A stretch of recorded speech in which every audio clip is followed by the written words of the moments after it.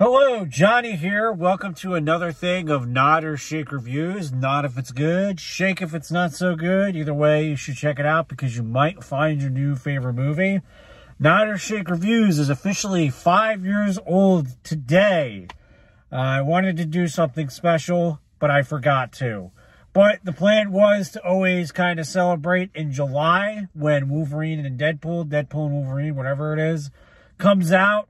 So if you're in the area and you want to see Deadpool and Wolverine, Nod or Shake will pay your ticket and all that good stuff. So come down, party, and we'll see the movie and then do a review with us. Alrighty, but on to this review. Today, we are reviewing A Quiet Place, Day 1. That's a shake from me. I did not like it. So I have a weird history with The Quiet Place, the whole franchise. And I probably said this before. There's a book that came out many years prior to A Quiet Place called The Silence by Tim Levin. It's literally the same thing, to the point where there is a deaf girl, so they have to do sign language and all that stuff, and it literally takes a lot of beats from the book. They made The Silence into a Netflix movie that was terrible, and I'm sure he was accused at that time of being a ripoff of A Quiet Place. So, if I haven't yet, clearing the air, A Quiet Place is a ripoff in general. And the second one is the same as the first one, and somehow they did it 3 times! This one is exactly the same as the other two. It takes place in New York City. This is a very big pet peeve I have of mine with movies. When they make a big deal out of the setting and they do not use the setting. In the beginning of this movie, it talked about how New York City is a very loud city, and then it's just, that's it. There's no, and I'm sure what they're trying to say is how quiet it can get when something happens, okay? But I think they could have, there was so much that they could have utilized that they didn't. They could have used the setting of New York City as a danger with the monsters. They could have used the people of New York City as a danger. Because when bad stuff happens, people do stupid things, right? And they didn't do any of that. This literally could have been taking place in wherever the same thing would have happened.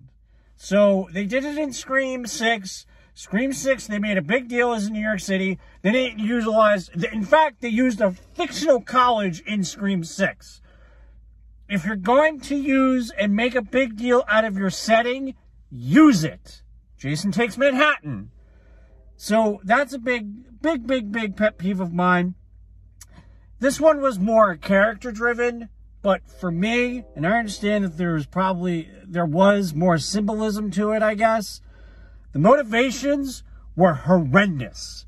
Probably one of the worst motivations of characters that I've ever seen. So basically, the main character played by Lupita Nyong'o, probably saying that wrong, I apologize. But the main character of, the motivation of the main character is she wants a slice of pizza. The world is in shambles, and this girl wants a slice of pizza. Granted, there's a little bit behind this, there's a little bit more to that, but it just didn't land for me. It was just one of those things, it was like, And then, the guy that follows her, Joseph Quinn from Stranger Things, he just follows her. Just goes like, yeah, I'm gonna follow you. Why? Why are you doing that? She literally told him how to get away, and he was like, no, I want to follow you. Unless I missed it, for no reason at all. None. That shit bothered, that's terrible motivation. If you don't have good motivation, your audience isn't going to react to your character, and therefore, no one cares about your characters throughout the whole movie. And what this movie did a little bit more than the other two was, in my opinion, is it focused on the characters a little bit more.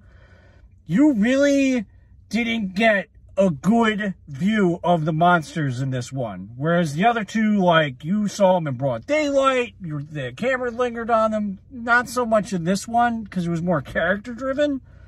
So, if you're not behind your characters, your story falls apart. Sorry.